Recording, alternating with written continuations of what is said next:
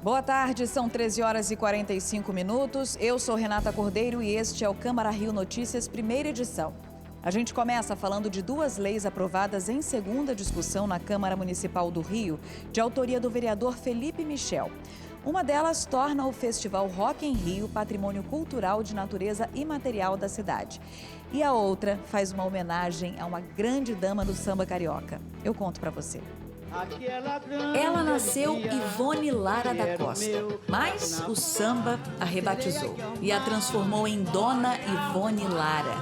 Antes da fama como cantora e compositora, ela foi uma das primeiras assistentes sociais negras do Brasil. Trabalhou no Serviço Social de Doenças Mentais juntamente com Nise da Silveira, médica que revolucionou o tratamento psiquiátrico no Brasil. Dona Ivone Lara também foi a primeira mulher a escrever um samba-enredo e a fazer parte da ala de compositores de uma escola de samba. Por causa da sua trajetória, Dona Ivone foi homenageada pela Câmara de Vereadores do Rio de Janeiro. Uma lei aprovada em segunda discussão vai dar o nome dela a uma rua no Recreio dos Bandeirantes, na zona oeste do município. A iniciativa foi do vereador Felipe Michel. Quem não valoriza o passado não consegue construir um presente nem um futuro. Então, Dona Ivone Lara, uma grande rainha do samba, uma dama do samba, ela passou alguns momentos da sua vida ali no bairro do Recreio. Então, conforme até uma amiga minha me falou, não é só uma homenagem à Dona Ivone Lara, é uma homenagem ao bairro do Recreio, que não será mais o mesmo, tendo uma rua, Dona Ivone Lara, que deve virar até um ponto turístico. Interessado em valorizar a cultura do município, Felipe Michel também criou o projeto que torna o Festival de Música Rock em Rio patrimônio cultural e imaterial do Rio de Janeiro. Também aprovado em segunda discussão, o projeto aguarda a sanção do prefeito Eduardo Paes. Agora o Rock em Rio se tornando patrimônio imaterial, levando benefícios para esse evento, para que nós possamos cada vez mais valorizar. Até porque sabemos que o Rock em Rio, ele gera empregos, é importante para a economia, para o turismo da nossa cidade e leva cada vez mais o nome do Rio de Janeiro para o nosso Brasil e nosso mundo. O Parlamento Carioca aprovou na sessão desta quinta-feira, em primeira discussão, o projeto que implanta o sistema tênis nas escolas, quadras de esporte e espaços públicos do município do Rio. Veja na reportagem de Sérgio Costa como foram os trabalhos no plenário. Em pauta, 20 projetos de primeira e segunda discussões. O primeiro deles, a ser aprovado em segunda discussão, foi o que considera de interesse cultural, social e turístico para o município a Feira Colo de Mãe. E também foi aprovado o projeto de lei sobre o programa de apoio e abrigamento de pessoas LGBTQIA+, em situação de violência ou vulnerabilidade social. É de fato muito emocionante, porque nós, população LGBTQIA+, estamos numa situação de vulnerabilidade maior se comparado às pessoas héteros. E quando a gente assume a nossa identidade, infelizmente, um dos primeiros lugares onde a gente encontra resistência é no próprio seio familiar. Também foram aprovados em segunda discussão um projeto de lei que institui o sistema tênis nas escolas, nas quadras poliesportivas e nos espaços públicos da cidade do Rio de Janeiro como uma modalidade alternativa para a prática de atividade física. Além do projeto de lei sobre o caráter permanente do laudo que diagnostique o transtorno de espectro autista e da síndrome de Down. Sem dúvida nenhuma, esse projeto vai impactar em muito a família e os pacientes portadores de autismo e síndrome de Down. Sem dúvida nenhuma, vai facilitar a vida dessas pessoas que não mais terão que ficar procurando auxílio médico somente para conseguirem um laudo. 2 projetos de lei complementar também foram aprovados, entre eles o que determina a cassação do alvará de funcionamento das farmácias e qualquer outro estabelecimento que venda remédio ou produto farmacêutico falsificado ou adulterado, e o que dispõe sobre os parâmetros urbanísticos referentes ao imóvel do Instituto Federal do Rio de Janeiro, localizado na rua Senador Furtado, no Maracanã. O Instituto Federal do Rio de Janeiro, que é no campus Rio de Janeiro, na Praça da Bandeira, é um prédio que onde os laboratórios estão muito apertados. É um prédio pequeno que comporta 13 cursos de ensino médio, de pós-graduação, de pós-médio, de mestrado, de doutorado. Então, A Câmara hoje, quando aprova esse projeto, ela diz exatamente isso. Nós queremos ampliar a educação no Rio de Janeiro. A gente atendia, não conseguia dar o atendimento necessário à cidade do Rio de Janeiro, exatamente porque nos faltava espaço físico. Dos 13 projetos em primeira discussão previstos para serem analisados, um deles foi amplamente discutido. O projeto de autoria da vereadora Tainá de Paula, que dispõe sobre a concessão e renovação de licença para a localização de estabelecimentos que mantenham serviços de segurança em suas dependências. A gente precisa encarar isso sim e fazer movimentos sérios, não preocupados com política ou que isso pode acarretar para a gente positivamente ou negativamente. Foi rejeitada a emenda do vereador Carlos Bolsonaro por 27 votos a 5 e o projeto foi aprovado e volta em segunda discussão. A emenda que nós propusemos é uma emenda modificativa, onde somente pune o estabelecimento quando o caso for transitado e julgado. É a primeira PL desse tipo aprovada no Brasil. É muito importante uma prática antirracista séria nas cidades e a responsabilização pública dos estabelecimentos comerciais. Uma audiência pública na noite desta quinta-feira debateu a situação da tuberculose aqui na cidade do Rio de Janeiro. Veja com Vitor Galhardo. O encontro promovido pela Comissão Permanente de Saúde foi em ambiente virtual. O vereador Paulo Pinheiro presidiu o debate que contou com a participação do secretário Daniel Sorães, do coordenador do Observatório de Tuberculose, Carlos Basília, e das pesquisadoras da Fiocruz, Roberta Gondim e Ana Paula Cunha. A Câmara do Rio aprovou em segunda discussão o projeto que institui a Política Municipal de Controle e Eliminação da Tuberculose no município. Autor da proposta, o vereador Paulo Pinheiro falou no plenário sobre os números preocupantes da doença no país e no estado. Em torno de 10 milhões de pessoas se infectam por ano com a tuberculose no mundo inteiro e mais de 1,5 milhão morrem por causa dessa doença todos os anos. O Rio de Janeiro, com uma população de quase 7 milhões de habitantes, possui hoje a segunda taxa de incidência de tuberculose no Brasil. Esses são números do Ministério da Saúde.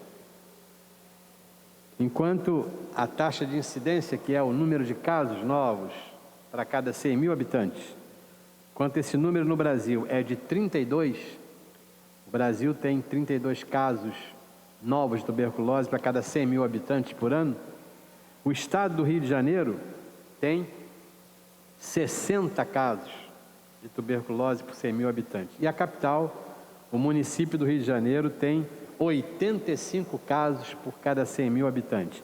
É algo inaceitável. O psicólogo Pedro Paulo Bicalho recebeu na noite desta quinta-feira o conjunto de medalhas Pedro Ernesto. Também foram entregues moções aos representantes do Conselho Regional de Psicologia do Rio de Janeiro. A iniciativa foi do vereador Raimon. Pedro Paulo Gastalho de Bicalho é psicólogo, mestre e doutor em psicologia, professor do Instituto de Psicologia da Universidade Federal do Rio de Janeiro e presidente do Conselho Regional de Psicologia aqui do estado. Ele também representa o Conselho Federal de Psicologia, o Conselho Nacional dos Direitos Humanos e o Comitê Nacional de Prevenção e Combate à Tortura. A homenagem partiu do vereador Raimon. O Pedro Bicalho é um professor da UFRJ e um educador de uma qualidade que nos entusiasma, né, na construção de educação pública no Rio de Janeiro e no Brasil. E é alguém que discute, né, muitos temas que têm muito a ver com a nossa dinâmica política de mandato aqui no Rio de Janeiro, que é a política dos direitos humanos, a compreensão de que essa cidade, esse país, ele precisa ser para todas as pessoas. Essa é uma experiência sem igual. Para nós é uma honra muito grande, não somente eu estar aqui recebendo o conjunto de medalhas Pedro Ernesto, mas o fato também da psicologia brasileira estar sendo homenageada no dia de hoje. Esse é um ano, 2022, é um ano em que a psicologia completa 60 anos de profissão regulamentada no Brasil e para nós é um orgulho imenso receber, através da indicação do vereador Raimon, essa homenagem. A Prefeitura apresentou hoje o novo Centro de Inteligência Epidemiológica. A Mariana Rosadas tem os detalhes.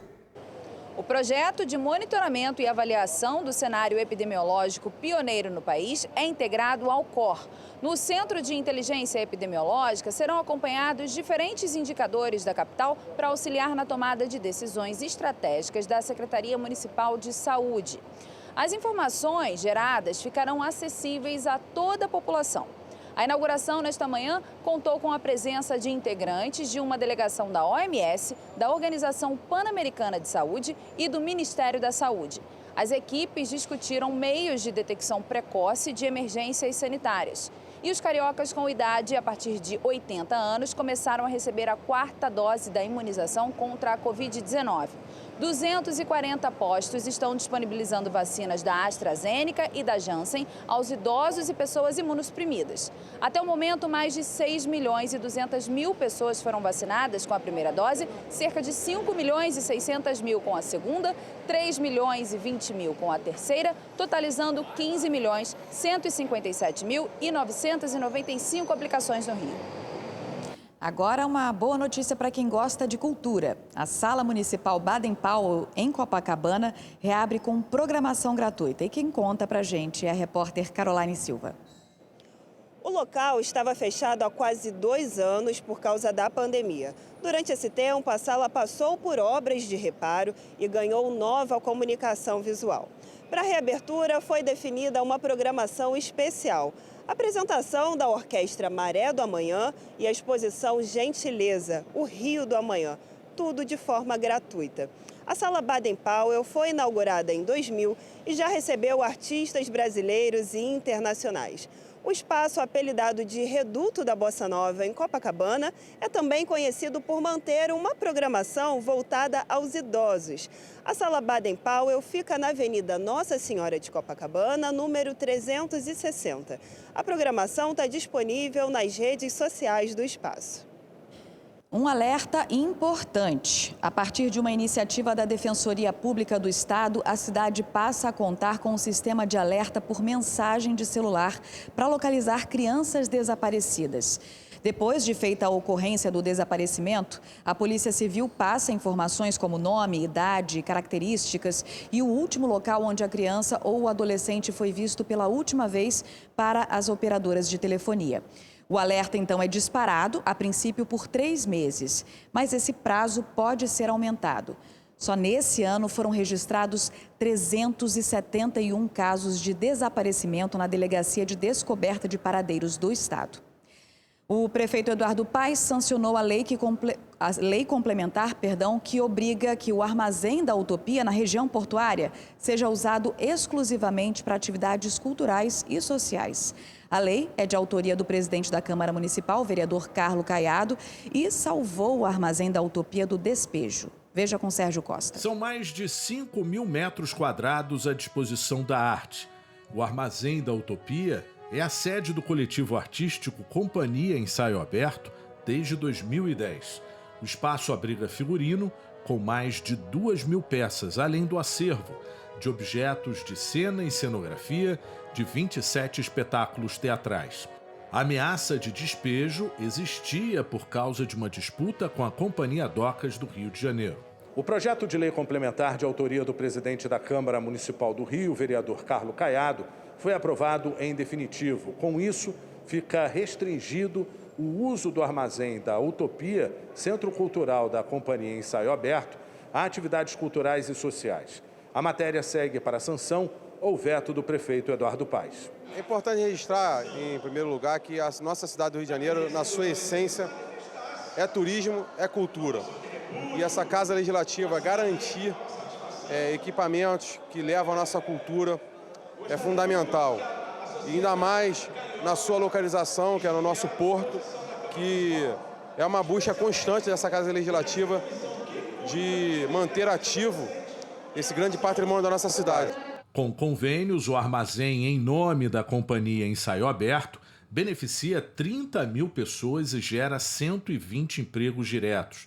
Além disso, a localização é estratégica para atrair novos negócios e atividades como o projeto de recuperação da zona portuária. Num espaço de 5.000 metros quadrados, quando você coloca um som, quando você coloca uma luz, quando você coloca banheiros, quando você coloca um palco, você tem, só em um evento, que às vezes acontece 1 dia, 2 dias, 3 dias, 4 dias, 5 dias, você tem cerca de 200, 300 empregos diretos, fora os indiretos. Mais do que um reconhecimento do trabalho, é o fortalecimento do pensamento que reintegra a cidade à cultura.